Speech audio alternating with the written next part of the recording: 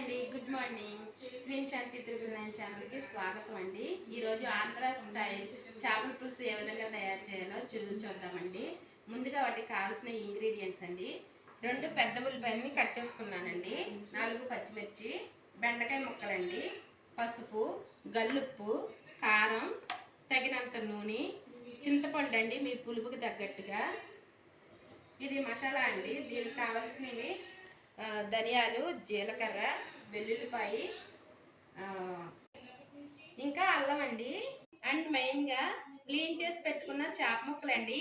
ఇవి 2 కిలోల నర. ముందుగా స్టవ్ వెలిగించి బాండీ పెట్టాలండి. బాండీ హీట్ ఎక్కిన తర్వాత ఆయిల్ వేసుకోవాలి. ఆయిల్ వేడైన తర్వాత కట్ చేసుకున్న ఉల్లిపాయ, పచ్చిమిర్చి వేసుకోవాలండి. అవి బాగా గోల్డెన్ కలర్లో ఫ్రై అయిన తర్వాత 3 టేబుల్ స్పూన్స్ అల్లం, వెల్లుల్లి, జీలకర్ర, ధనియాలు మిక్స్ చేసిన పేస్ట్ని వేసుకుని బాగా వేయించుకోవాలండి, పచ్చి వాసన పోయేంత వరకు.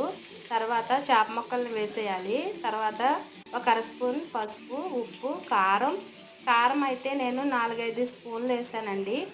మీరు తగినట్టుగా వేసుకోండి. తర్వాత చింతపండు పులుసుని పోసుకోవాలండి. పోసి తర్వాత కట్ చేసుకున్న కొత్తిమీరని సగం వేసానండి.